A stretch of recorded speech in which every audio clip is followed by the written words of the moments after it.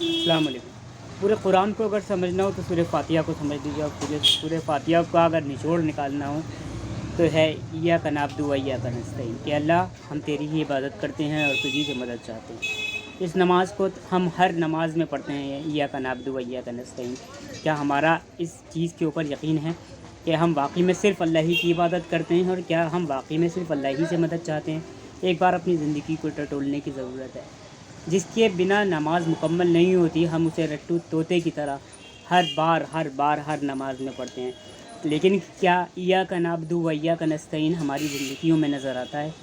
اگر نظر آتا ہے تو کتنا نظر آتا ہے؟ ہر ایک میں خود اس بات کا اس کے اوپر دیکھیں اور سمجھنے کی کوشش کریں، کیا ہم واقعی میں صرف اللہ ہی کی عبادت کر رہے ہیں؟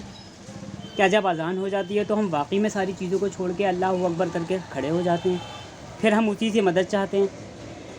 ایسا ہے نہیں، ہماری زندگی میں ایسا نہیں ہے۔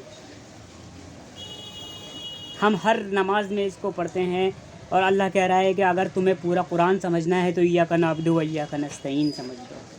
اللہ تیری عبادت کرتے ہیں اور تجھی سے مدد چاہتے ہیں۔ کیا ہم جب پریشان ہوتے ہیں تو کیا اللہ کے سامنے گڑ گڑاتے ہیں، روتے ہیں، یا لوگوں کی طرف بھاگتے ہیں؟ جب ہم بیمار ہوتے ہیں تو اللہ کی طرف جاتے ہیں، رجوع کرتے ہیں، یا ڈاکٹرز کی طرف جاتے ہیں؟ کہ جب ہم فائنینشلی طور پہ پریشان ہوتے ہیں تو ہم دنیا کے سامنے ہاتھ پھیلاتے ہیں، یا اللہ کے سامنے ہاتھ پھیلاتے ہیں؟ یہ سوال آپ کا بھی، مجھ سے بھی ہے، یہ سوال آپ سے بھی ہے کہ ہم کہاں جاتے ہیں؟ ہم ہر نماز میں اس چیز کو پڑھتے ہیں، ایاک نعبد و ایاک نستعین۔ اللہ کرے میرے اور آپ کے، ہم سب کے سمجھ میں یہ بات آ جائے کہ واقعی میں اللہ کی ذات وہ ہے جس کی عبادت کی جائے اور مدد بھی صرف اسی سے مانگی جائے، اس کے سوا کسی کو اپنی کسی بارے میں بتانے کی ضرورت ہی نہیں ہے۔ اللہ حافظ۔